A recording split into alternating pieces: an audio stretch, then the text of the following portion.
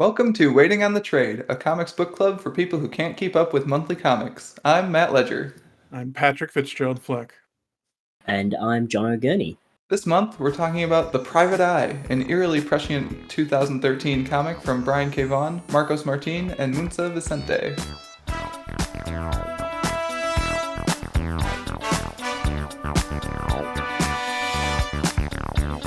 Now, in case you need a refresher, The Private Eye is a look into a post-internet future in which the United States has shut down the web and embraced real-world privacy. In this world, the press are the police, most people wear masks, and one private investigator is drawn into an attempt to kick things back to the good old days. Now that we've floundered our way through the introduction, Jono, welcome back. What is this Thank you. It is an honor to be back. You talked over Jono, Pat. How rude. No, it's there. It's there. You interrupted our guest. Yeah, but it was for ribbing at you, so I feel it was worth it. This is going to be a punchy I am one, with isn't it? Pat on this one. Haha! That's fine. Thanks for talking over me, though, Matt. You're welcome. John, it's great to have you back. Oh, what a pleasure. So, guys, this was an interesting choice of comic book. Matt, in the intro, both times you said that this is a 2013 comic. I actually thought this was 2015. So that's good to know. In fact, that makes it almost scary, more scary, how prescient some of the themes, I guess, that it raises are. Right? So this is, I'd mentioned this before we recorded, like one of the books where Pat was excited about it enough to text me before we started recording, which is a very good sign for the podcast. And while we were talking about it, I was telling him that this book is like a decade old, and it doesn't feel a decade old at all. And it's not quite a decade old, but like it's getting there. Yeah. 8 odd years is still quite a long time, especially in terms of technology, isn't it? Yeah, and like what I think of the little things in the book that like absolutely slay me of like, oh my god, this is correct. It's just like the giant Tesla billboard in one of the pages. Because like in 2013, who would have guessed? Apparently Brian K. Vaughan / Marcos Martin. Yeah. But yeah, we came to this book in an interesting roundabout way too. Because Jono, you had basically said, hey, I'll read whatever, which is both like a very good thing and a very bad thing because it leaves like the limitless option of all comic books available.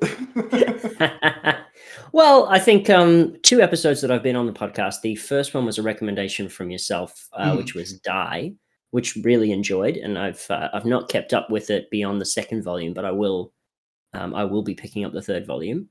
And then there was my recommendation of the Hardy Boys, which I still enjoyed it, but was perhaps not as good as Die. So I think it was more not wanting to recommend another comic book that didn't quite live up to what I enjoyed. I gotcha. Okay, that makes sense.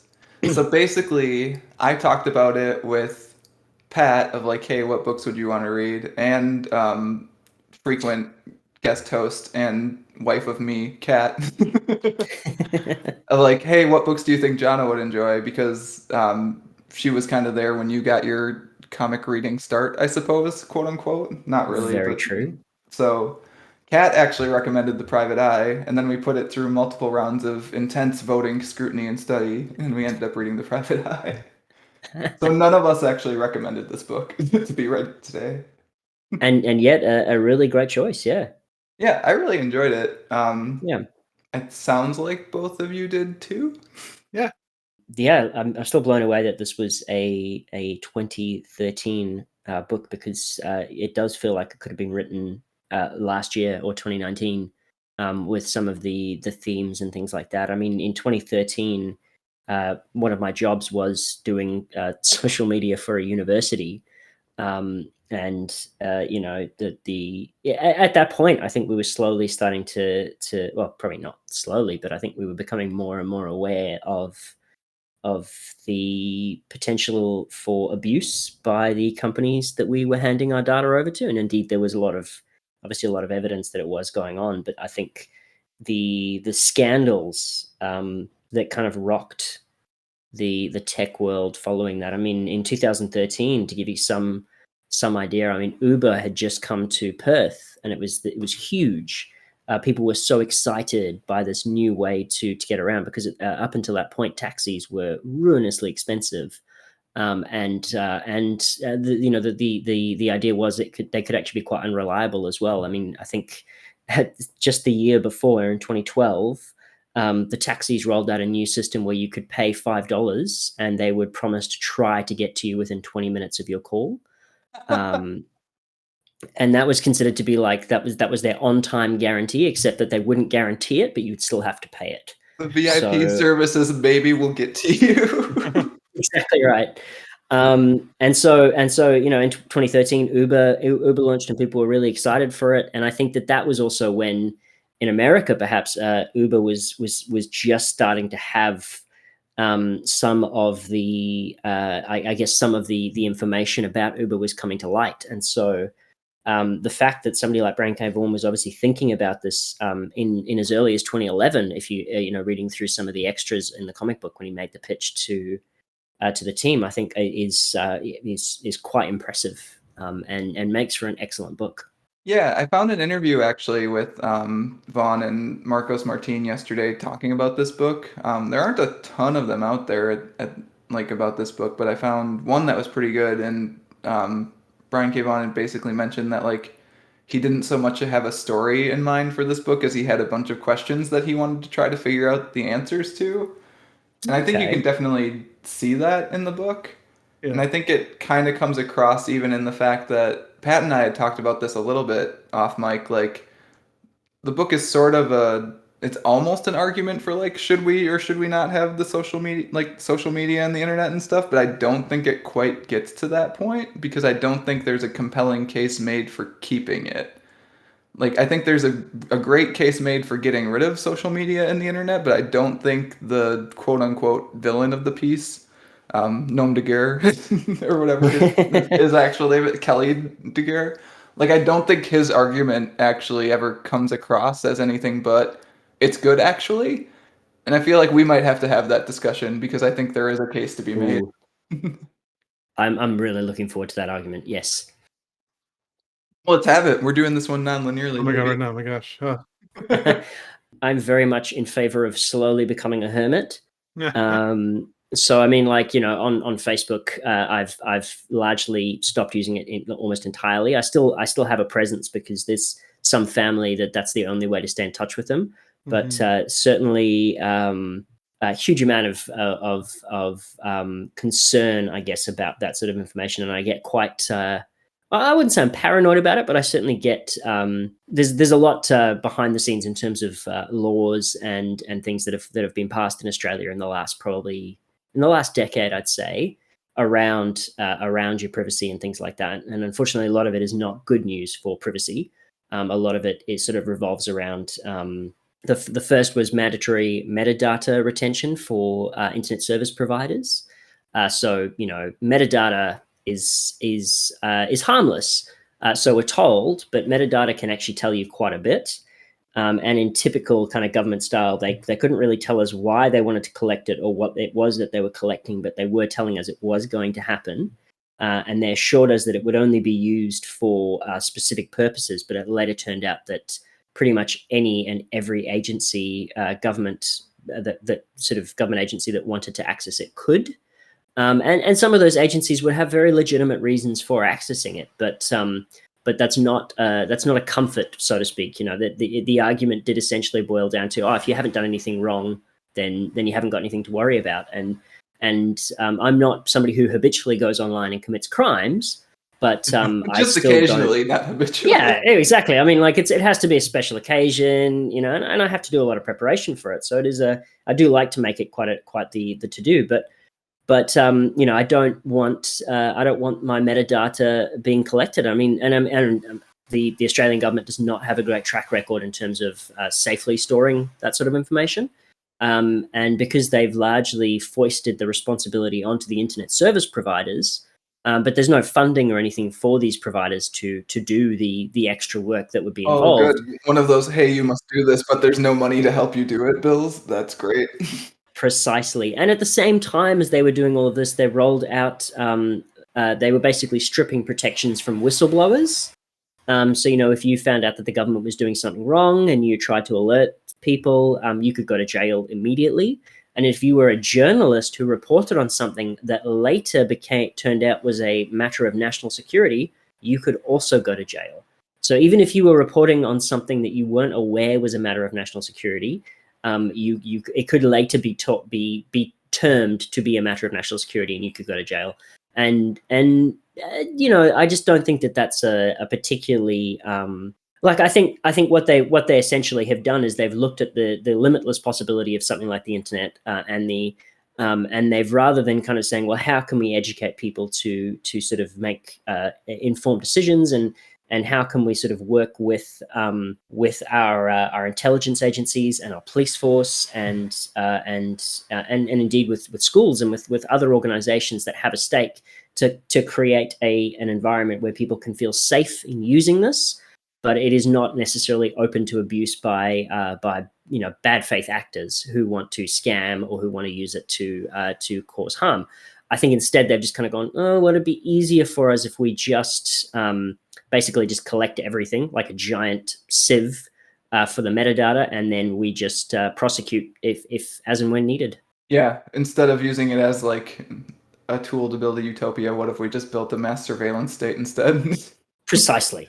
Exactly right. Yeah, that's the thing, is like the internet is one of those technologies to me that is a tool, and it's only as good as the people who use it and what they use it for. And I think we're coming up on the point where a lot of people use it very, very, very poorly. But that doesn't mean that people couldn't and don't use it very well. Like, I think all of us probably read this book as a result of the internet. Like, I bought and downloaded the digital copies. I don't know what you guys. Certainly. Yep, I did the same. I mean, that's what I was going to point out. There's like a delicious irony to this podcast discussion in general because we're speaking internationally over the internet. Right? Like, there's so many. Over the internet. This comic book gained fame for being like one of the first One of the first ones to online be comics to available. like be a huge success, primarily because it was online. Precisely right. The Australian government knows that I am talking to somebody in the United States. They would be gathering the metadata from this conversation. I'm sure Discord. I don't know how much Discord. Like, they might be recording us right now. I'm sure they have logs of all the texts. Let's say, I assume like any company that has text chat has a log of all the text chat somewhere. Like, Well, it's like they Yeah, say, if you that's aren't right. paying for a thing, you are the product. Like, That is a Discord very is good free. point, Pat. It is a very good software, so they're getting money somehow to run this thing. Yep. Exactly right. I think that the argument of like ease of access to information is not made in this book. I think one of the scenes that drove that home to me was they go to the library to get Taj's like search history, right? Yeah. And then Yep. somehow they're able to immediately access and like buy all of the books in her search history. Bullshit, says I. Like, Well, that's the problem. Like, the internet has facilitated so much stuff. Like, without the internet, I don't know how. Like, how does the industry work without the internet at this point? I mean, like the multiple podcasts I've listened to have talked about how the economy would have just like tanked much harder during the pandemic if we didn't have Absolutely. access to the work at home tools that we have They're, access to now. they're That talking is about these exactly right. levitating cars that they invented 5 years after the burst. It's like, how? How did a new technology like take over? Like, it's insane. Things would have slowed down so dramatically if the internet wasn't around. And I think it pins a lot of the blame on the internet that perhaps that obscures other issues around, like the politicization of research and things. And I mean, that's not a new problem, but I think these days, it's very hard to get an Australian Research Council grant, for example, because they've restricted the stuff because they don't like some of the topics that researchers investigate because they feel that they're too leftist. And I mean, like that's not a problem unique to this period in history, but that does sort of like it pins a lot of blame on the internet for the reason that we have this lack of advancement. Whereas there's a lot of other problems in the world that you can't just simply point at the internet. I mean, if anything, the internet has made research better because researchers from around the world can share their findings with each other. And it's made it worse because some countries use that, they steal those findings, or they use this as an example of why researchers shouldn't get funded. So in Australia, for example, there's new legislation that should stop certain universities being able to work with any kind of Chinese institutions, but because there's some potentially legitimate fear about what they call technology transfer, where essentially the Chinese government would potentially take some of that research and use it for military or economic benefit, which is, there is legitimate fear there. But that's still, there's still other factors there. The internet is not the internet is just the transmission vector for a bigger virus. Yeah, absolutely. I think it accelerates good things and bad things because that's what the internet does. Is it just like accelerates the sharing of knowledge and the evolution of like topics, trends, knowledge, culture, everything. Like because the internet has this like super connected information highway going on, it just makes everything spin faster. And so it spins good things faster and it spins bad things faster. And it's also subject to the people who use it. And I think, especially lately, a lot of bad actors have figured out how to use the internet really well. And I think the good actors are not catching up as quickly as they should, or exist in some cases. It's true. I mean, there's a duality to the internet. It cuts both ways, right? The fact that we have Trump and people on Twitter just like spouting hate, and you get the people in echo chambers who just convince themselves that there's only one way to look at the world. That's awful. Exactly. Social media is probably going to be like one of the biggest problems that we're going to have to conquer in the coming years.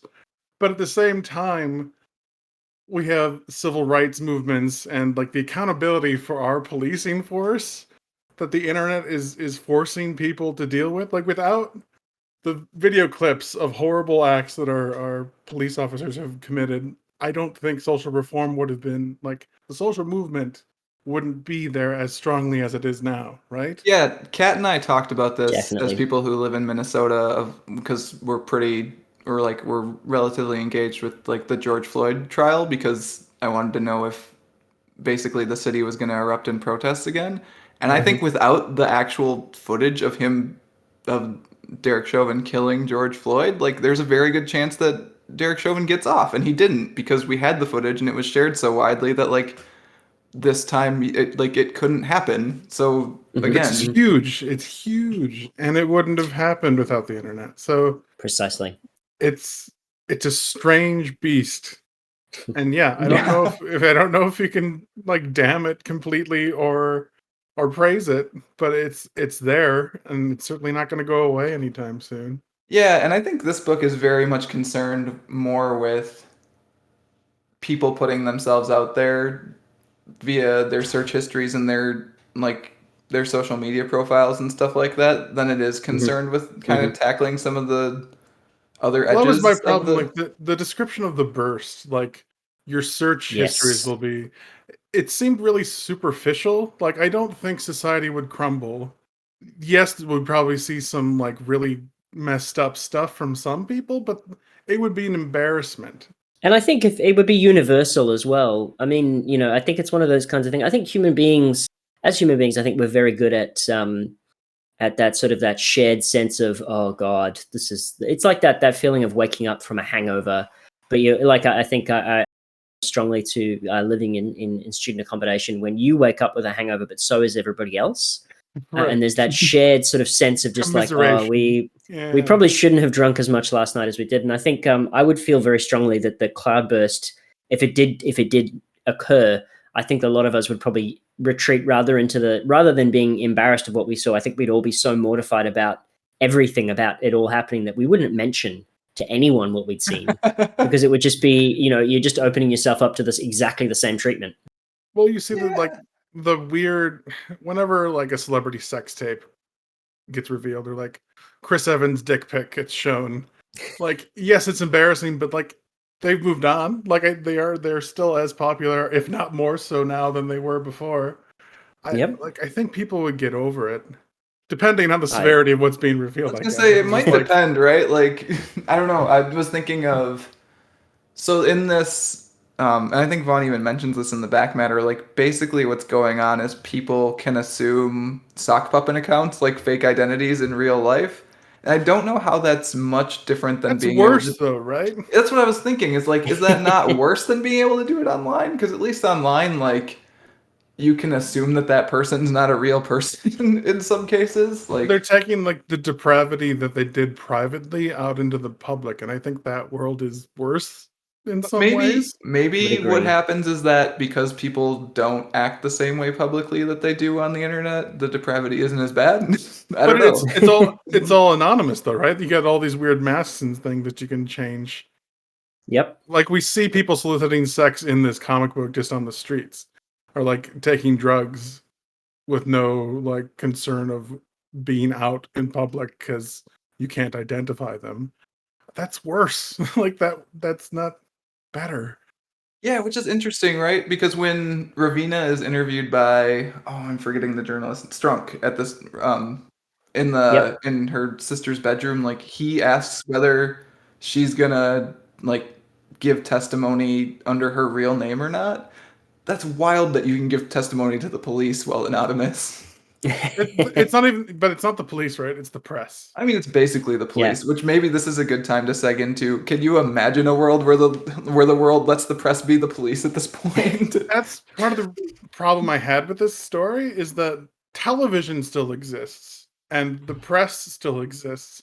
And as awful as social media has been in recent past, like media has been equally worse, if not the worst thing to happen. Like Fox News is doing horrible damage to this country just as much as Twitter. Like Twitter seems neutral. Like you can use Twitter any way you want and it becomes that thing, but Fox News is just a funnel of hate that gets spewed out. And that's still in this world. Like if anything it's more powerful now because it's the only outlet that people have available to them. You kind of see Yeah. that too, actually, at the end, right? Where CNN has the story about, hey, this is what happened at the Wonderwall, and like Right, they're that's the lying official to story, and people. there's no alternative view on that story. Like they've just Exactly. basically said, hey, it was an environmentalist thing, which boy. Like it feels like more 1984 with government control of information in this world than Although like weirdly, also like not government control, but press control. right. So Yeah, but the the press fourth is funded by estate. the government. Like the LA Times billboard at the beginning, which is a brilliant bit, is like your tax dollars at work, which I really loved actually. So the press is the government at this point, which is True. that's a whole hootenanny in and of Well, and the itself. fact that libraries are lauded as this like as these special places of information and storage, but like it's not doesn't seem freely open to the public anymore. Got barbed wire Yeah. fence around the LA library, which is like probably gonna happen soon. Let's be real.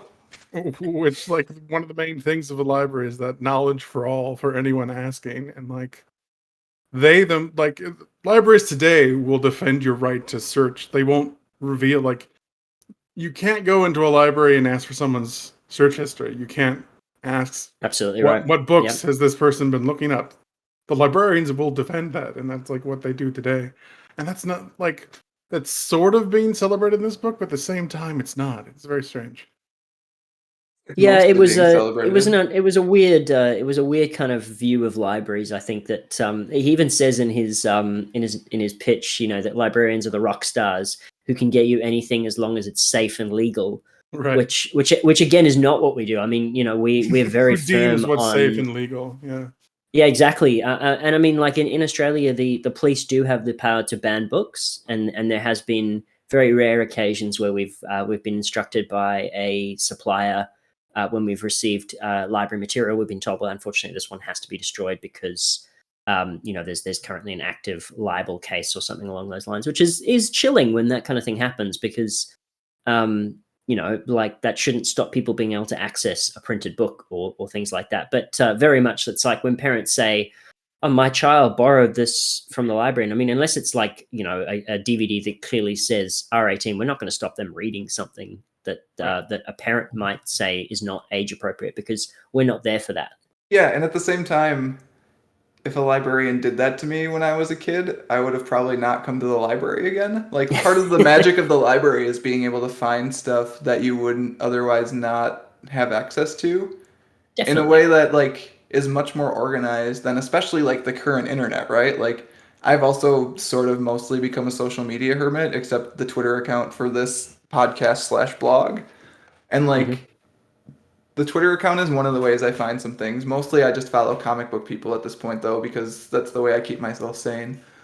Um, and then like how else do I currently find books, media, videos, like TV shows and stuff? A lot of it's recommendations from friends.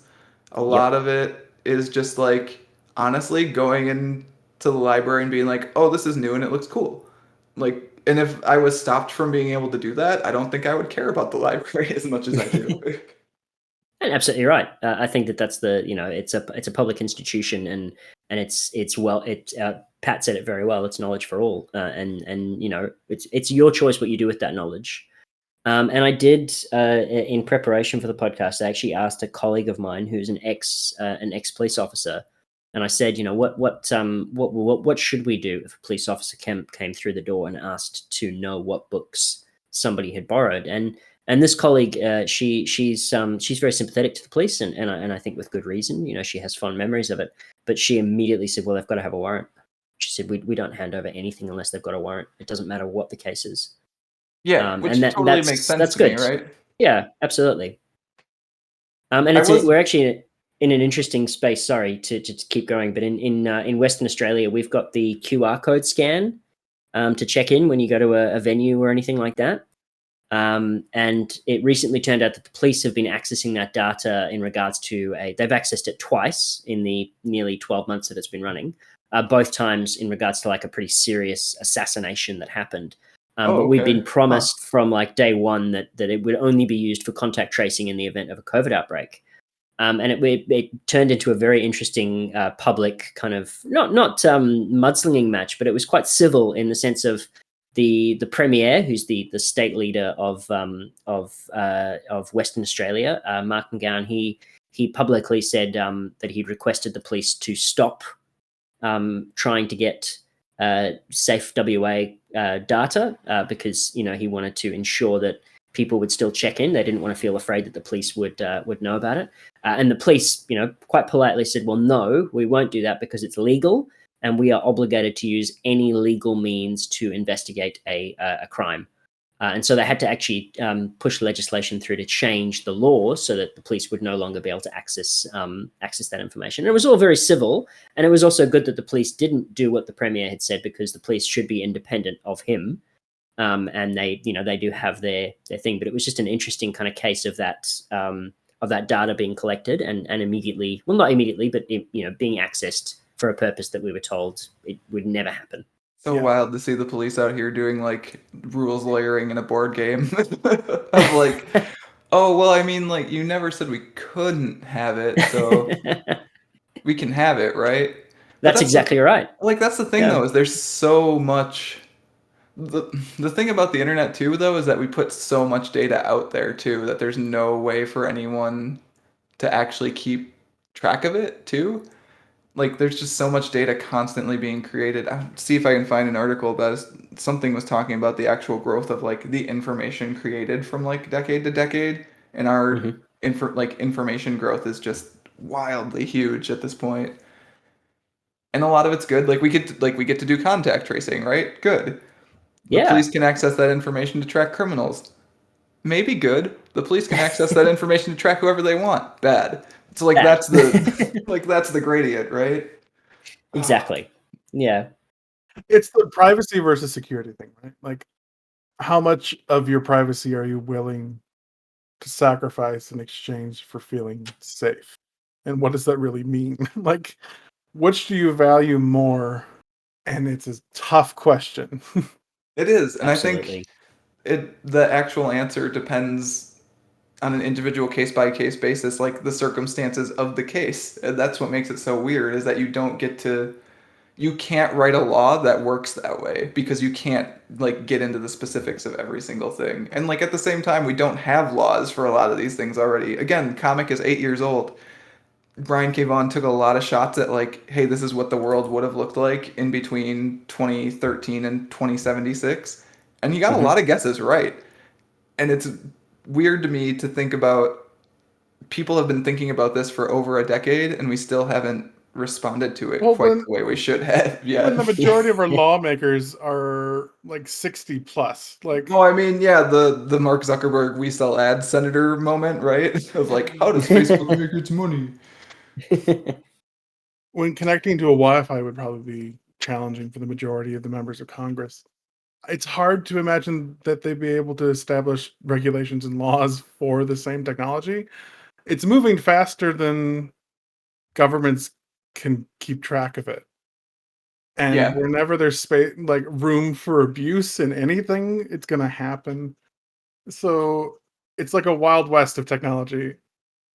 yeah, and that brings us back, I think, to like the internet as an accelerator overall. And your argument, Pat, actually, that like, how could there possibly have been 50 times the technological advances after the internet goes down than there were before? Like, people It not dicking around on social media, regardless of that. like I was alive Absolutely agree. before the internet was a thing, like, but I wasn't aware of it, and like I can't imagine going back to not having the internet now, right? Oh, I Like can. it's gotten to the point. Well, no, but it's gotten to the point where internet access should be a basic human right, right? Like everyone should have access to the internet because not having access to it is such a detriment to yourself. I am actually legitimately torn in the way this book is between internet access is like everyone should have it. It should be like a utility at this point, or we should just shut the whole thing off. As a person who relies on the internet to do their job every day, basically, like I was thinking about how much of my body of writing work is online, and it's got to be 90x percentage of it, right? I was gonna Like, say, I think you're underestimating the effects of the internet on your daily life. oh Like, no, I don't think I'm underestimating it. I'm still trying to figure out if it would be good or not. I mean, I think it's good. Like, I think personally for you, I think it's good. Mm. I Yes. think it has the capability of being bad, but I think I think the good outweighs the bad. I don't know. I'm pro internet, I guess is what I'm saying. Yeah, and I think I'm much more middle ground, and we'll let Jono say what he is. I'm also very pro internet, and I think Pat, to your point, I think you're absolutely right. I think a lot of people would be very disadvantaged without the internet, and I'm thinking very selfishly. I'm thinking of regional Australia, which is where I live, and Mhm. I'm thinking of we have a health campus in Albany with 100 beds, and we have a population of probably close to 40,000 people. And it's sometimes it can be very hard for the health campus to attract the kind of specialists that you might need in medicine. And so for certain areas of medicine, people have to attend what they call a telehealth consult, which is where they basically sit in a dedicated room in the hospital, which has all of the it has a very fancy teleconferencing uh, piece of equipment that allows them to speak to a specialist in Perth, and the specialist can do, I think, 90% of what they would need to do with the patient. And that means that the state doesn't have to pay for these people to go up to Perth for these consults, and that's a I mean, for those people, that can mean the difference between losing 2 days of your day of your week because you have to travel to and from Perth, Mhm. and that's huge. That's really huge. And I think similarly for a lot of people accessing distance education. So we've got one very small university campus in Albany, and that's basically just a branch campus from one of the ones in Perth, and it offers I think 4 or 5 degrees. It's probably more, but then unless you want to study those particular topics, your choices are either move to Perth or they've just set up a dedicated what they call university hub, which is basically a place that if you have if you are studying a course in Australia at an Australian university, there's this hub that you can go to that has internet access, computers, a Zoom booth, so that if you have to attend a tutorial or something like that, you can do all of that, and that's all free as long as you remain enrolled at a university institution. Yeah, I think the world would become incredibly small, right? Without the internet. Absolutely. it levels the playing field and opens up opportunities that wouldn't be there otherwise. Like the amount of free resources available to someone.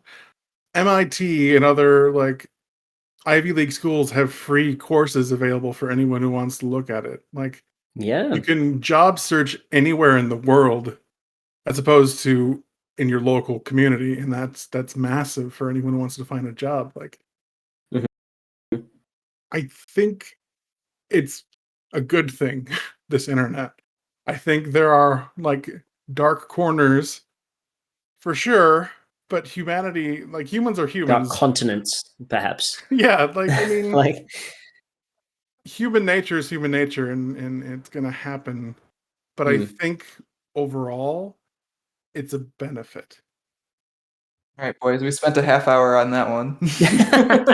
Well, I mean, that's what this comic Should we is, talk though, about the right? book? No, it definitely is, right? And I think it makes sense for us to spend most of the discussion on that because that is ultimately, besides the plot elements, like it's ultimately what the book is about, right? So Well, was to go. I mean, he did commit several crimes in the sense of there were people that died at his hands. But was he committing a crime by trying to bring the internet back? They good don't really question. establish if there's like laws preventing reestablishing I would the assume internet. there are, because otherwise someone would have done it before this. How do you stop, like, if the technology exists, which it does, like we see iPads and Zunes and like everything else, it's there, and there are obviously people who know how to, like, networking computers isn't like an arcane thing. It could happen. I don't know how you stop the internet from cropping up again. Well, there were payphones, and the payphones presumably would need to be networked to a central switchboard, and I think that in itself is a network. Yeah. And certainly, I mean, his plan was an interesting one. So if you'll forgive me for recapping for some of the listeners, but he is essentially a television manufacturer. Do you think that's fair to say? It sort of He's Jeff Bezos if Jeff Bezos made TVs and not Amazon Alexas. Because There they're you go. almost the same device in this story. True. Exactly, because he has somehow, without the knowledge of the people who are installing all of the equipment in these TVs and things like that, created TVs that will be network or will network when he launches the final His phase of his satellite, plan. yeah. And for some reason, they'll have cameras in them, so there'll Yeah. be video TVs. But that, I mean, I suppose you could browse the internet with your voice, but just having networked TVs does not the internet make, I would argue as well. Yeah, there was a strange disconnect between what Daguerre said he wanted from it and what he was doing.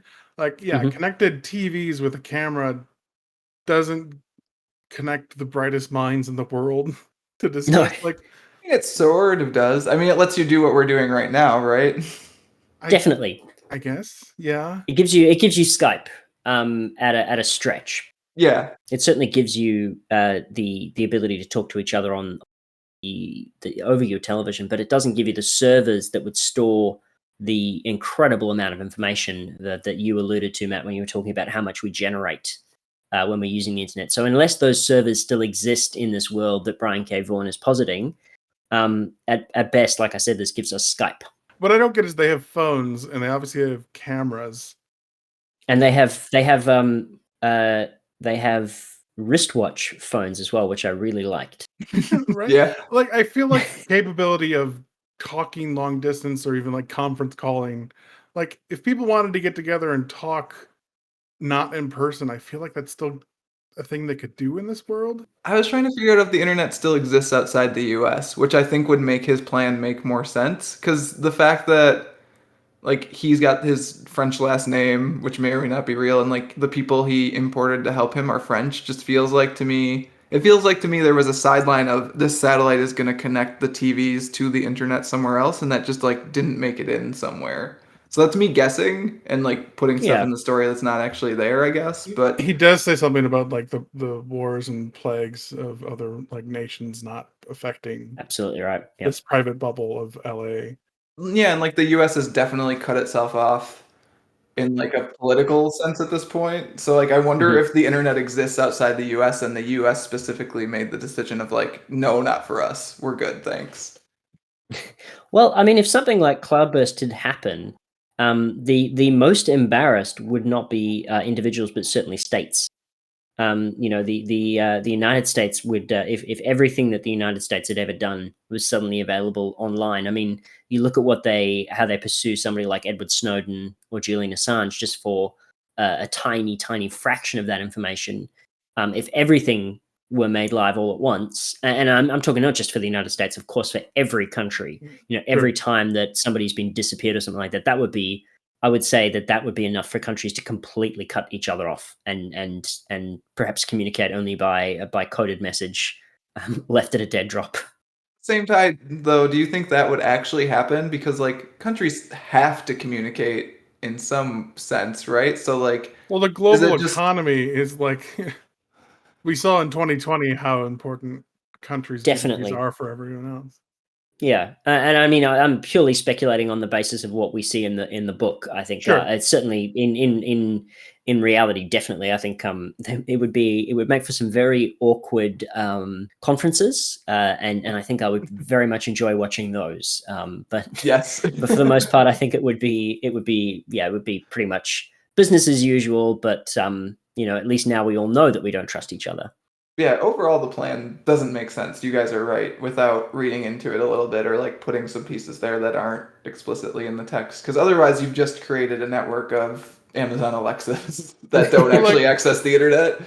if Daguerre didn't go around murdering people and didn't employ those French assassins who are obviously awful people, like I don't think what he did was bad. And like I didn't understand like Mel's conversation with him at the end where she was like obviously feeling like she was on her high horse about the fact that no, you're bringing the internet back, you idiot. Do you know what that would do? It's like I didn't understand why she was so upset.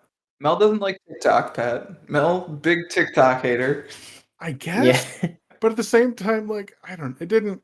Daguerre is a bad person, obviously, so he's a villain. But I didn't get why the villain was hated so much and why our protagonists were so against what he was doing. I think that's because you're a pro internet person, as we've discovered in our discussion. Whereas, Like like, I Matt kind finds him of much more get, sympathetic. Yeah. I do actually a little bit. Like, I kind of get it, where she's like, why would you bring back this giant time wasting device? But even PI at the end, it was more about rescuing Mel than it was stopping Daguerre, right? Yes, He didn't care. He absolutely. didn't care about what Daguerre was going to Agreed, do with the internet. 100%. His Yeah, motivation throughout this book shifts like at least three times, right? Of yeah, why he's actually involved in the story, which I think says a lot to why we're talking about the thematic stuff and like the societal stuff more than we're talking about the characters, because I think the yeah. characters are largely there to make the thematic stuff work in a lot of ways. Not always. Like there are good character bits too. And like Mel is probably my favorite character in the book, I think. Like if Daguerre I didn't certainly, kill anyone, I yeah. think his plan would have worked. Like he could have launched internet just fine. Like I don't understand. He made his own problems. Yeah, sort of, right? Like if he had just stopped trying to kill the people who do what he was doing, Mel is only it would have been trying to fine. get revenge for the sister, and PI is only trying to save. Oh, I'm sorry, not Mel. Ravina, right? Ravina is Ravina. only trying to Yeah. get revenge for her sister, and yeah, PI wants Mel. So just like Daguerre, calm down and But he launch your also like it satellite. seemed like he was quite far along in his plan. Like it took Nebula. I mean, I'm perhaps like I mean it's kind of hard to measure days, but it seems like it was potentially 48 hours from Taj walking through the door into PI's office to them essentially blowing a hole in the Wonderwall. Um, and so, presumably, like he would not have been able to find out enough about Taj to, that she requests that he investigate her background. This is PI, Mhm. and he would not have been able to find out enough about her to really lead him to Daguerre presumably until the rocket was in space. So I think you're absolutely right. I think his fatal flaw was tying up loose ends. In essence, actually created far more loose ends for himself. Yep. Yeah, I was thinking about the story kind of taking place over the course of about a week, but you probably could fit it into a very busy weekend, right? Yeah, for sure. Absolutely. I think there's definitely some time lapses, when he gets when PR gets shot and things like that you could say more like a 24-hour period between getting shot and waking up and so on and so forth. But yeah, So I feel like we've talked about, at least in a roundabout way, the story a lot for this book, and we haven't touched on the art so much. So we should probably take a bit to talk about that. How do you guys feel like the future looked? it was beautiful. Really, really nice spreads. The art did a great job, kind of motion, which can sometimes be difficult. And I think in terms of being a sort of I don't know how to describe something like this because a noir sort of invokes that sort of black and white sort of thing, but it definitely had that vibe, futuristic noir. But the future that sort of I guess is posited is one that's much more kind of. I mean, it's obviously very colorful by the sheer dint of the costumes and stuff, but also just the buildings themselves are much more sort of in tune with the environment and things like that. And potentially that's because you don't have to make allowances for things like infrastructure such as servers and things like that require different kinds of building setups. But yeah, I really liked the art for it. I thought it was far more than just serviceable. Than it wasn't just serving the story. I think it really elevated the material. Yeah, I would agree. Matt, you and I talked sort of over text about the art, or at least you mentioned the fact Yeah. that you thought Martine had grown from this in the next few that you'd read that he Yeah, had and how like written. amazing that is because this is already very good. I was gonna say I Mm, think I liked this more Oh, than really?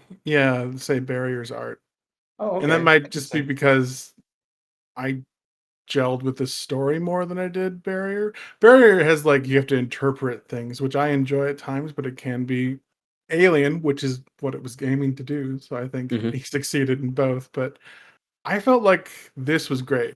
And I certainly enjoyed all the character work, like the amount of different masks and costumes and disguises that he designed and illustrated just is fantastic. Yeah, even just the sketchbook at the Yeah, end of like different concepts of masks and characters to put into the world, like You can tell he had fun. yeah, yeah, yeah, absolutely. Which I definitely. think is cool, right? When in the back matter when Brian K. Vaughan was putting his pitch together, he was like, I think I can give you a story that you'll be able to like rock out on, and Go Marcos Martin wild. definitely did rock out on this. Like it's a very good looking book. And talking about what Jono had mentioned of like it being animated, I think one of the biggest compliments I can ever pay a book is that it was hard to slow down enough to go back and like critique the art because the book reads so well and like in Absolutely. Yeah, 97% of it that you want to just keep reading it. So yeah. yesterday while I was putting my notes together, I had to like consciously be like, no, like let's look at the page, like let's look at the panel layout, let's figure out why this is working as well as opposed to just reading the book. I'm drawn to because we've only touched on the character of Nebula, who is the kind of the Deus Ex Machina who can fix rockets and connect to them with He can launch a with all sorts. rocket and create the internet at the same time in 2 days. Exactly. But his mask in the first panel that you see him, his mask does such a wonderful job of establishing the character because the eyes of the mask look, they're sort of it's almost droopy dog, like it's a squid mask, but the eyes are just they're just hilariously depressing eyes, Mhm. and Yep. they do such a good job of communicating the character, and I think that's where this book really shines is that the mask that Daguerre sort of appropriates is that of a tiger. And, that's so appropriate as he sort of stalks his way through this landscape. He's so confident in what he's doing and in the rightness of it. He has no problem murdering and no problem abducting people and things like that. And he does later swap to a much creepier mask. But I just think that yeah, the work that's done there, it's so well done. I really enjoyed that. And as you said, like it's hard to like I had to reread panels just to make sure that I was appreciating the art because I was enjoying the story at the same time. Like it was flowing so well. I did think it was funny that they poke fun at furries in this world where, like, you can do Yeah, whatever you want, but Yeah, furries that's are so still weird, right? like, Like "Come on, leave the furries are furries still alone." off. so many people have animal masks. Like, wouldn't everyone Be a It's like, book oh, as a great, a furry. story. It's like, come, really? Really? The depravity that people do on the streets, but furries are still. I will say though, I mean that is probably one of the few references that dates this book because in 2013, we still weren't aware that well, I mean, maybe we were aware, but it wasn't as big that Nazis had come back in.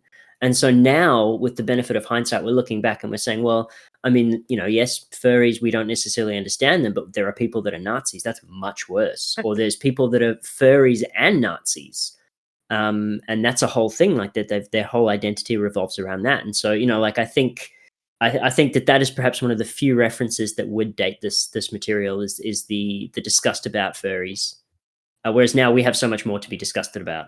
Right? Yeah, and I mean the book does like the typical Brian K. Vaughan thing of like kind of shoehorning some sex stuff in there just to like have some sex stuff in there because it's quote unquote Well, PI seems to shocking. be pan, right? Or bisexual, Yeah, which Yeah, PI was was an interesting refreshing. character for that. Yeah, exactly, but not a furry, like pansexual, but not into Yeah, but furry. but not still Full judges stop. furries. But no, but that is actually that is on theme because one of the greatest moments, in my opinion, one of the greatest lines has nothing to do with the internet, but it really is about the relationship with PI and Ravina, where it looks like they've teamed up and stuff, but at the end of the day, PI has not shared any of their life with Ravina. And it's after they meet with Star Maps and they have that interaction, and she Yes, turns to PI and she says, "I really don't know you at all, do I?" And PI just goes, "Well, that's exactly the point." And that to me is just that's brilliant. Yeah. that was my favorite line too. That was a good Mm. scene. Which is ironic because his mask is just a black line over his eyes. Do you think that's because he figures that because everyone wears masks anyways, like no one would think that that's his real face? It's like his Clark Kent Superman thing of like, oh, I don't really have to wear a mask because no one would think that this is me. Maybe. I think in combination with the dream coat and I think just generally he keeps his life so private, private eye. It Yeah, that is he doesn't have he to worry vets about it all his really. clients exactly. So I think for him it really is a case of he doesn't need to wear a mask that often because the only people that really know who he is, he probably has more blackmail material on them than they would ever want to mess with. As that poor librarian finds out when they come knocking. With this fish face. That was another actually a good moment. That really did justice to the character again. It's just great because you can see seeing all these characters with the costumes and stuff. It's obvious that Vaughn took that for the freelancers for Saga and just continued that kind of I like the will and the stock is all I could think of when I see all these people with masks and stuff. Oh, I see. I need to read Saga. People have recommended it in the past. I'm making a It's my note of that one. recommendation for this one. Saga. Saga and Why the Last Man. Just read them both. Yeah, because that's coming out soon as a TV series, isn't it? Why the Last Man? I have read the Why the Last Man. I think years back, but I think they're adapting it. That's exciting. Yeah. Do you guys have any low points or nitpicks that you want to talk about? I think I've already discussed mine. The motivations are muddy for me. Other than bad guy needs to be defeated and an innocent girl needs to be rescued. Yeah, I think I rubbed it up against those same points. I think I think as a noir story, it really does do a great job, but when you stop to think too hard about the motivation, it does kind of start to fall apart. When you get down to it, it's a pretty basic story. Like the world is Yeah. great and the questions it asks are fun, but the story itself is pretty boilerplate noir. Yeah, I mean, I Mm. think the highlights here for sure are like the thematic slash societal discussions and the art. Like that, like if I was gonna start listing the comic strengths, I think I'd go that way. Maybe not in that order because the art's real good. Like, oh, Marcos Martin, it's like one of my favorite artists, and the coloring is so good too. Like Mhm. that neon pink Definitely. sky in the future is always gonna get me. Like a good hot pink in a comic is there's nothing better. I think I made a note. There's that chase scene in the tubes, and there's just like 5 panels of color, Oh and yeah, that it's all page is so beautifully done. good. Yeah, Where you can follow each of them around the tube. yeah. It's almost a shame that this was initially a web comic because it feels like it would have really been beautiful. I know that they have done a physical release, but But Which is yeah, beautiful, by the way, because I that's will. actually Yeah, how Kat read it when she read it. Is she checked it out from the library, and it's like a oversized hardcover. So I think the pages are probably even nice. a little bigger than this. Maybe not, but they're roughly the same size as what would be on your screen, but maybe a little bigger. And it's a gorgeous looking hardcover. Like it's a good one for the bookshelf for sure. Do you think the pacing, perhaps, and the motivation, and all the story issues that we've listed, do you think that those might have potentially been because of the desire to try and fit it into that what's the word that you guys would use for a regular release with a comic book, a serial, that Monthly. attempt to fit it in a monthly, yeah, potentially, yeah, like to serialize the story. So like each one sort of ends on a cliffhanger or something like that, and presumably that would be where the book would end if you were reading it on a monthly basis. I think some of it, yes. Like, I don't know if this entirely answers your question, but you can definitely feel Vaughn and Martine figuring out how they want to structure this book that they're releasing online, and they have no like real rules for as it goes, because the title card thing, like the private eye chapter or whatever, doesn't show up until Hmm. chapter 3, and it's like Okay. one of them shows up like in the middle of a chapter, and you're like, oh, is this chapter done? No, there's like 3 more pages. And I think that's maybe why in chapter 6 you get the first caption that's like end of chapter 6. So Yeah, like there you go. they're still trying to figure out I didn't even pay like attention to where chapter breaks were. well, see, I kind of did because you could tell by the covers, and then like when the only reason they stuck out to me is when they were surprising, I guess, if that makes sense. Like for the most part, completely fine, but like when a chapter break happened and I wasn't expecting it, or a chapter break didn't happen and I was expecting it, I noticed. Sure. Yep. But I think to your point, Jono, like it's definitely something that the panel syndicate creators, like the people behind all these digital comics, that's Marcos Martin's like digital comic platform essentially, Hmm. like are even still toying with because the current book he's doing with Ed Brubaker, which is like a you would actually really love it, Jono. It's a like um young adult noir sort of thing. It's basically like Oh, what if nice. Nancy Drew is about to go to college, but also Oh, Cthulhu's cool. there, I think is a good short pitch for it. Like they're doing variable page sizes per issue. So like one issue might be 28 pages and one might be like 40, the same way HBO can get away with one episode of a show is like 28 minutes and another episode is 40. Absolutely. So Yep. I think Yep. at this point they were probably still trying to stick to typical comic structure. So I'm trying to figure out how many pages there would be per chapter here. And it's And like just a roughly just a note, 32. because I was flicking through to your points, but the Schwarzenegger Medical Center, which I really Yes. liked. Yes. Yeah. Yeah, that was one of my favorite like called shots. I liked the Paul administration also. Yes. Not getting that one, I don't think. Trying to think if there are other great like called shots from the future. I did like that no one knew what the hell a fucking Zune was. Zune was a good one. It's like, what is this? I've never seen it. Because no one does know what the hell a It's a fucking Zune Zune. was, No, even in the day. it was such an interesting choice by a company. Yeah. It was interesting to see our generation portrayed as Gramps in this. Yeah, That I don't was, yeah, Our some and the ADHD same, riddled generation. exactly the same kind of respect, I guess. In and I know that this is it is a generalization, but the same kind of respect, I guess, that our generation is said to have for the boomers, so to speak. And so, yeah, it was that was a good little twist of the knife. Right. I didn't like that every time they talked, like, oh, those kids, they just pumped you full of meds. Like, oh, come on, come on. That is the easy go to, isn't it? personally I've never had an ADHD pill. Right? Like, some of us are okay. Oh man, you've never lived. Entirely possible, Jado. they, they were demonizing the use of pills on those kids, but then PI is taking nano pills, which I don't know exactly what nano pills are. Yeah, it's pills, but better, Pat. Better Yeah, pills, yes. He's yeah, also exactly. smoking, and like, I guess you just judge the older generation for all their sins, and then you And they just always do will, them right? again. Like, Yeah, people always think worse of the generation before them and the generation after them. Like, I was That's actually right. thinking about this in relation to When we were on our family vacation recently, me, Kat, and Kat's niece and nephew and her mom, the kids were just like tablets or YouTube videos at night, pretty much standardly. Like it was just like their go-to. Yeah. And no headphones. So come on, kids, you're in a Well, that's public just space. rude. Come It is on. a Now little bit, right? that I And just do like agree with you.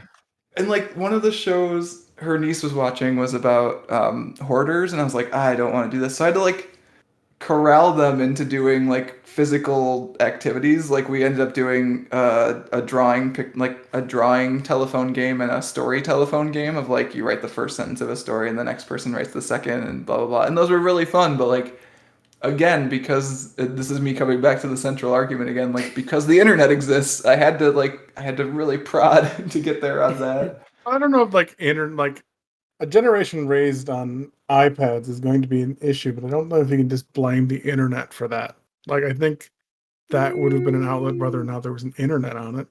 This is fair and not fair, I guess. Like, right? Like, there is me conflating the device with the thing the device is connected to, I guess.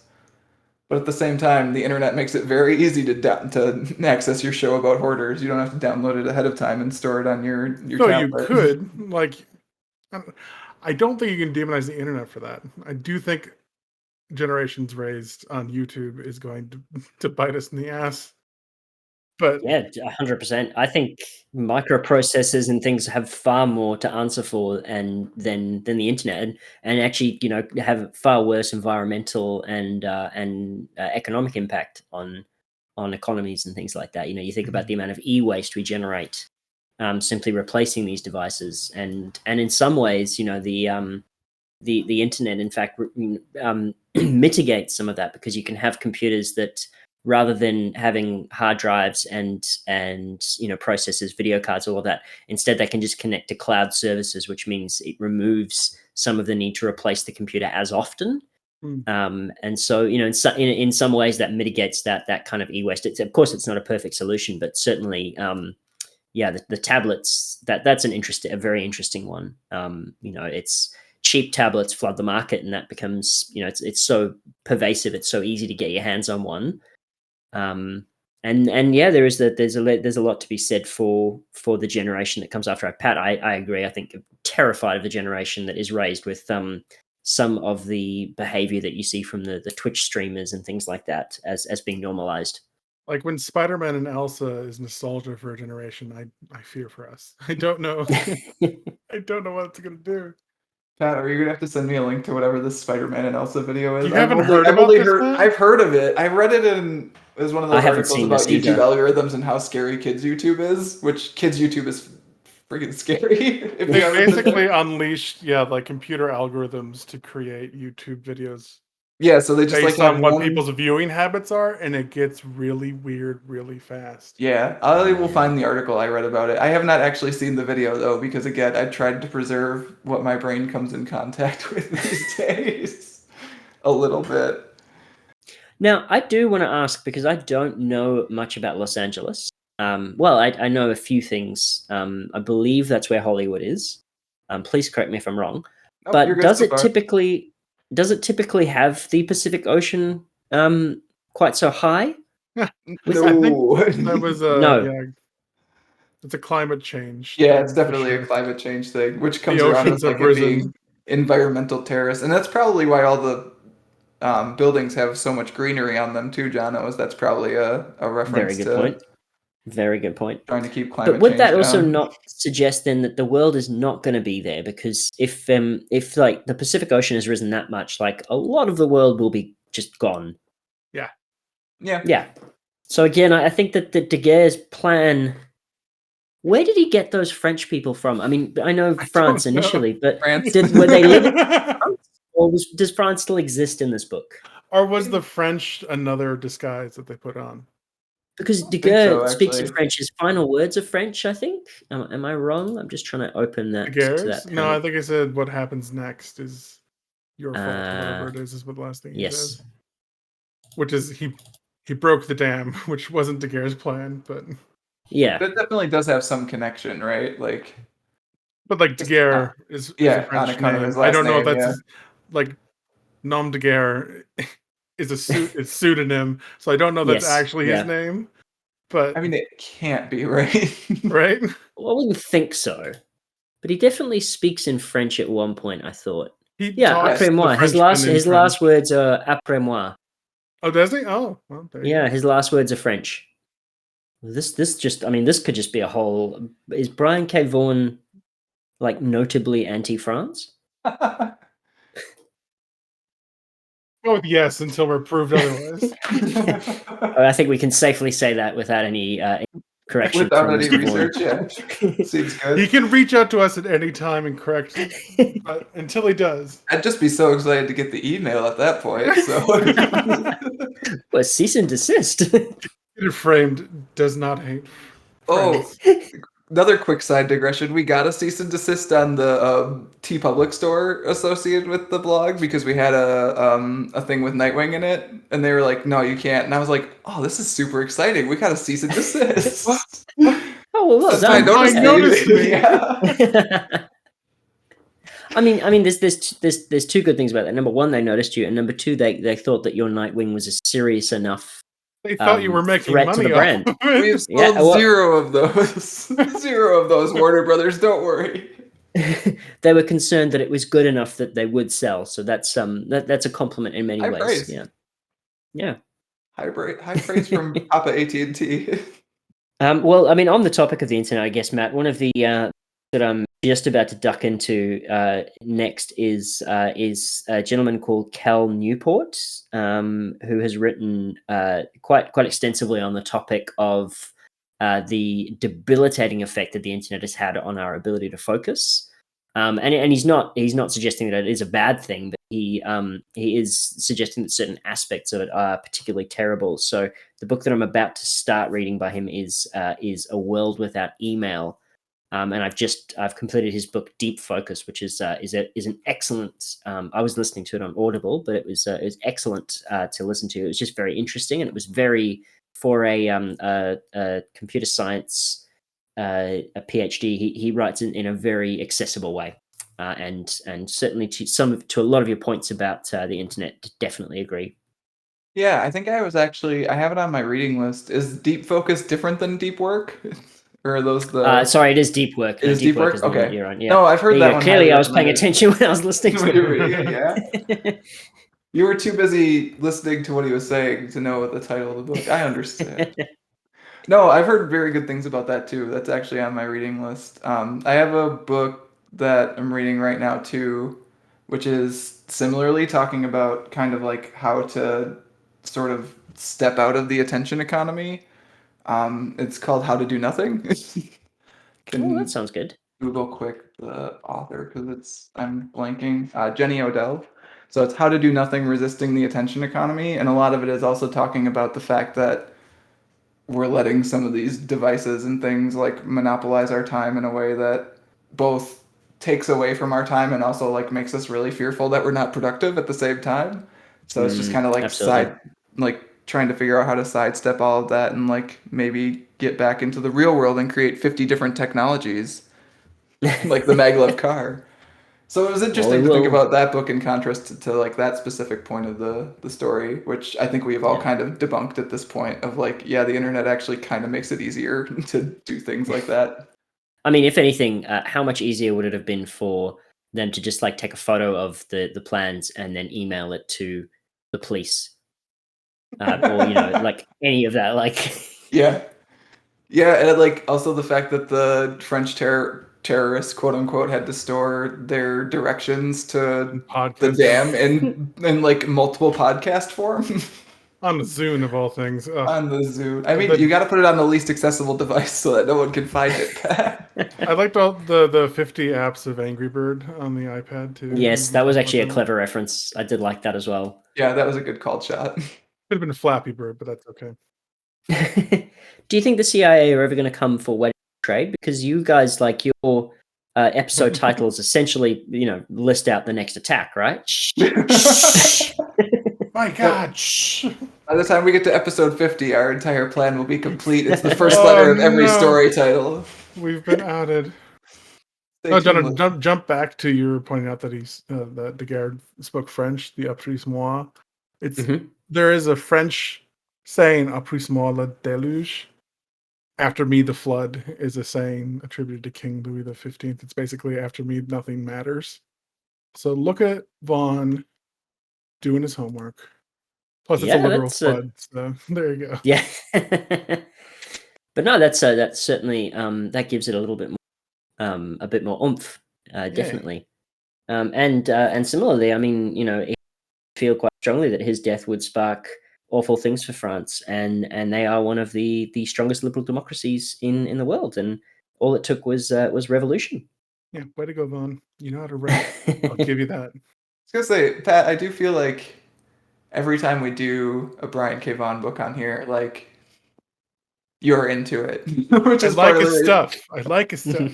Oh no, I'm very happy about it. Like that's why when Kat suggested Private Eye, I was kind of like, oh, we've done a book by like that exact same creative team before. I don't know if I want to do another one yet. And at the same time, I was like, but that creative team's very good though. They're very good, and I know we'll have a lot to talk about. It'll be good podcast material. Definitely. And I think to the creative team, I think the highest compliment I can possibly pay, I think, is that I have read this story before, but at the same time, I didn't know where the story was going.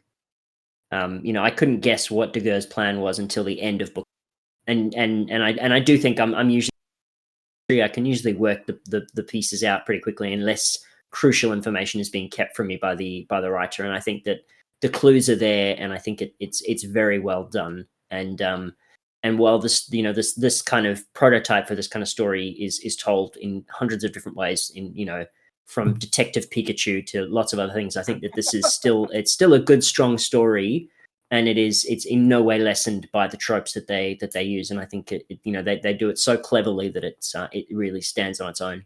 I really appreciate good world building and the fact that Mm, Vaughn knew what he needed to explain and then stopped. Like he left blank spaces is absolutely agree. really intriguing. The fact that they say the word nim, they don't explain it. You can like say, oh, it's a pseudonym and it must be a thing that after you're 18, you get this wristband take. Like it's in the world, you see it like diegetically explained, like in the story, but it's Yep. not straight. Like no one sits you down and says, this is this world, this is what Mm. happened. That's just show don't tell works really well, and I think that's Absolutely. that perfect partnership with the writer and the artist, because that's it serves the art serves the story, but also elevates it, and the story gives the art something to hold on to and gives it the ability to show so clearly. Right. Yeah, I wanted to Yeah. make sure we actually like credit Marcos and Munsa too for the world building because I think so much of that is likely worked out either in sketchbooks or on the page. Like Mm, the colors being consistent from place to place so that the world like looks like kind of it really reminded me of the Batman Beyond future, especially at night. Sure. But like the the outfits all being so colorful and also like all mm, kind of mm, fitting together too. Like for as many different Nims as there are in this story, like they don't really clash. Like they all kind Mhm. of fit. Like and I feel like a lot of the little called shots in each of the pages are probably on like in the art and not in the script. I'd be very interested to see, especially because I know Marcos Martin's a person who likes to rework scripts. Where where the division of some of those things was, which you never get to know in a comic, which is the magic of comics. But mm, this is mm. another one, just like Barrier, actually, where I'd like to see who did what, like whose idea what thing was, which I'm sure they don't even know in a lot of places. Well, I think I mean, it's only from reading the extras at the end of volume one, Mhm. where he talks about how the press won't wear Nims. They're always in plain clothes that identify them as press. And the final panels where Strunk approaches Ravina is really great because you've got all these very colorful things with the odd child who doesn't have a Nim, because we've established, or we intuit that children don't use them. Then you've got this this well, there's not this detective. You've got this member of the press walking through the crowd, very distinct because of that. And it all works really, really beautifully. What did you guys think of the actual ending scene? I was gonna bring that up. I didn't quite. It sort of lost me. I think there's a couple different ways it can be interpreted. Where Ravina takes the remnants of the dream coat and wraps it around her head, and you can only see her eye through it. Like, is she going to cry and wants privacy for that, or is it the private eye thing? The fact that she's peeking through this mask to look into the world. Like, I didn't quite know what they were going for. I felt that she was accepting the I want to say the burden, but I guess the burden is probably a look, I'm sure when you study journalism, one of the things that you dream of doing is becoming that investigative journalist who they break the story, they do things like that, and in this case, the member of the press has just warned her to stay away because freelance. Leave investigating to the professionals. But to me, this suggests that she is taking up the mantle. But I also don't know that PI is dead, because I think it would just be in his style to just not tell her that he's still alive. Yeah, absolutely. I actually really love that it's left ambiguous whether he is alive or not. Also, the fact that we don't know his name. Yeah. Yes. I But actually, when I sat down to write, write, exactly, and I sat down to write my notes, and I was like, to write out, the names of the characters so that I can refer to them and stuff. And I'd written PI for him, and then I was like, all right, now I just need to find his name. Yeah. And there's so many clues to it, because like there's his mother's funeral, there's all these other things, but it's never said. Even his grandfather, there's no indication of who his grandfather is. It's always just Gramps. Yeah, we don't even know his mother's name though. Like, Patricia Yeah. Immelman was just one of her Another one of pseudonyms. her, one of many. Yeah. Yeah. How did we feel about her? That's the scene with the mother. I I kind of enjoyed that dream sequence because it felt like a dream sequence should to me. And the funeral I thought was a good touch, and I actually did really like the transition from all of her multiple names to AKA Mom, like that Mom. Yeah, that hit was correctly for me. Did they do that for every funeral though? It's got to be. Does every That's a parent very good have a point. pseudonym of mom and dad? Probably depends on the officiant. And also, like some of the pseudonyms, I mean, you presumably don't want your parents to know, right? Like they might be related to some of the things that you're doing with the more interesting kinds of masks that you wear. I mean, she's Yep. dressing up in pretty sexy outfit in front of him in the Yeah. first place, right? But isn't the point of the NIM as well to be anonymous? Really having like a documented list of all your is problematic. Yeah, I wonder if it's something you would have written down somewhere so that when you have a funeral, you can actually have people come to Again, I'm pulling on threads that it's not fair to pull, because No, I know. I think like that's for the most part, but Pat's assessment of it being just enough world building that you don't care about the rest of it is precisely like works that's until you bang just on. start doing a podcast about it. Which most people are thankfully not going to do because this is the only podcast you'll need. You got to tear apart Yeah. the things you like. That's how you know it's good. Have you either of you ever changing your name legally or moving to a different country, starting afresh? Is that how far down that sort of thinking have you ever gone? I was actually thinking about it in relation to when Kat and I got married. We didn't change our names for a few different reasons. One of them being that both of us are like published writers, so that like if you change your name and you're a published writer and people try to find your stuff, like it can be confusing. So that's an actual thing you have to think about in this day and age.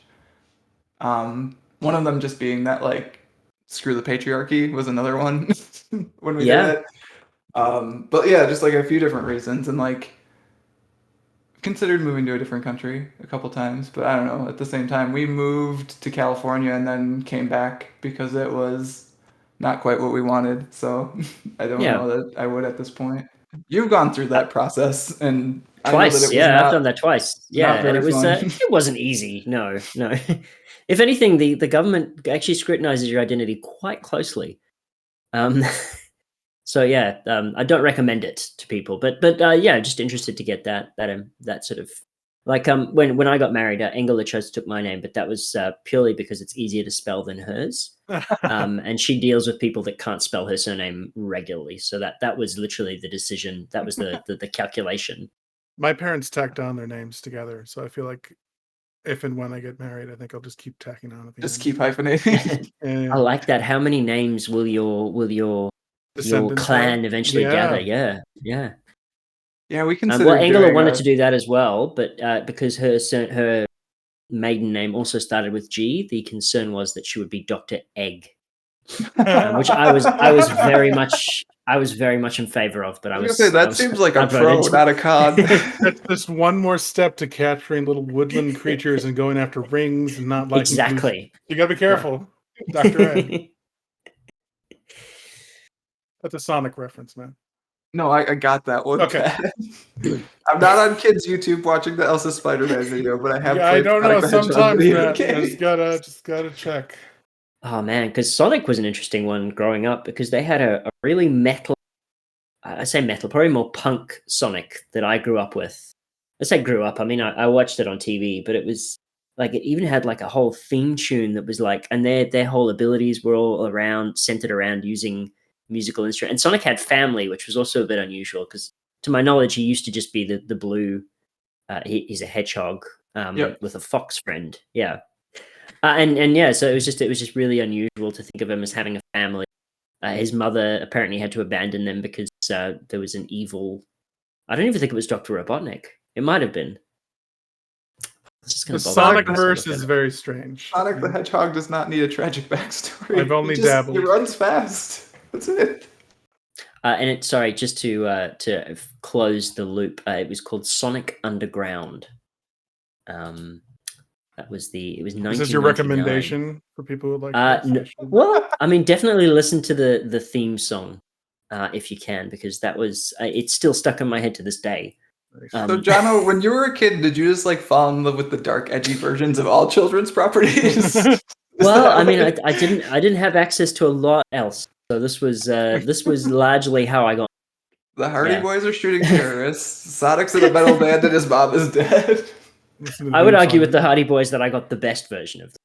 I don't think you're wrong. I mean, people who want to listen to that discussion could go back and listen to the Nancy Drew Hardy Boys episode, but the upshot of it is you're not wrong. I'm in awe of Sonic Underground right now. I'm watching the intro.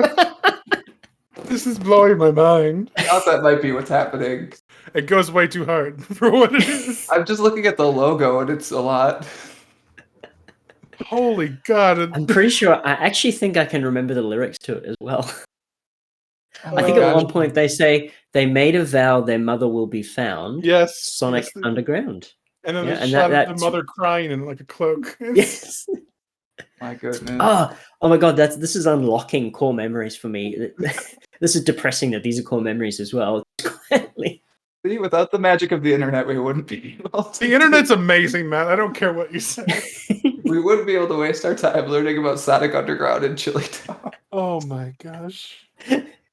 I think that this will play to any people. So I mean, there's definitely in this podcast. There's the Matt Camp, who is like vociferously anti the internet, wants it destroyed, wants to tear down this monument to hubris that we've built. Yeah, and that's an accurate portrayal of my centrist position.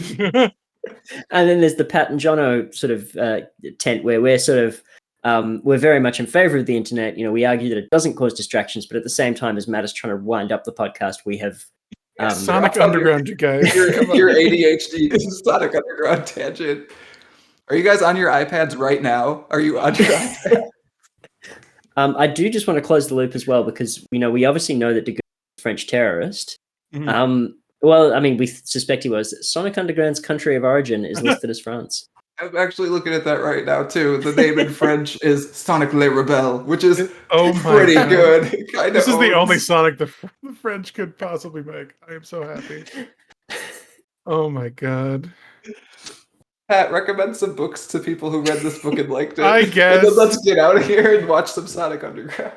As I said, I think Why the Last Man, also written by Vaughn, and Saga, also written by Vaughn, are two fantastic stories that I got same kind of feel. Why the Last Man has the like dystopian story that this sort of dabbles in. And then Saga has the fun, wacky characters that you get to see they aren't pseudonyms, they're actually aliens that look that way, but it's the same fun kind of looks and everything. I would also recommend HBO's Watchmen series, which also explores vigilantes that wear masks and what that means, that anonymity gives them, and the dangers and benefits of that. Mhm.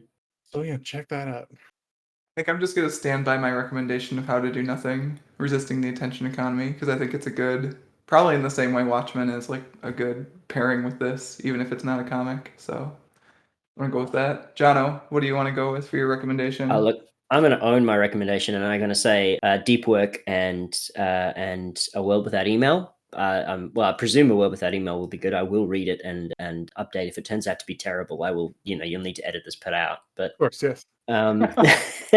and Sonic Underground, obviously, as I was gonna the say, canon, the of course. definitive Sonic. All right, boys, I think that is going to do it for this month's discussion of The Private Eye. Laughing too hard, can't get through the outro. Stuff. As always, if you want to get in touch with Pat or myself, don't. We're dropping off the internet And before don't the you cloud dare! bursts. You stay off the internet. Or you can find us on Twitter as @WattPodcast or email us at waitingonthetrade@gmail.com.